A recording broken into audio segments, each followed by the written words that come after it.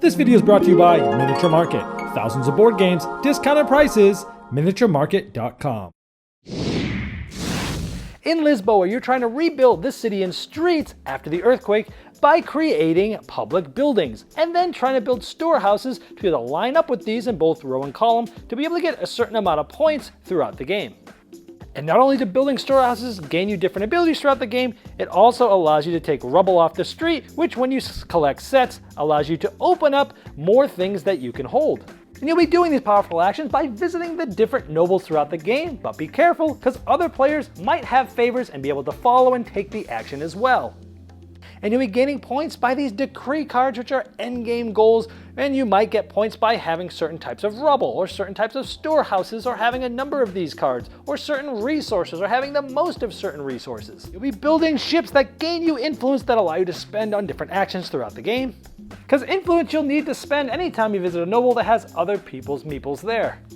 And you'll be trying to have majorities on the different streets in order to get points for having the first, second, or third most. Hello my friends, it's the Game Boy Geek here. Lisboa has a historic theme that I can really get behind, and the art and the blueprint style to match that theme that I enjoyed.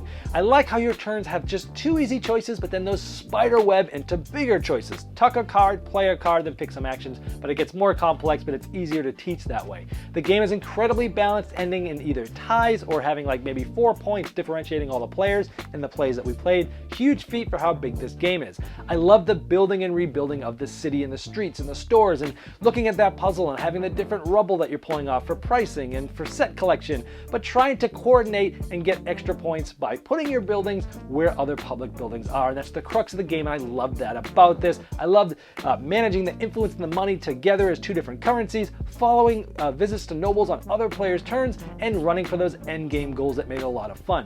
It does have a steep learning curve. It might be a little bit too long for some, about an hour per player is what we had.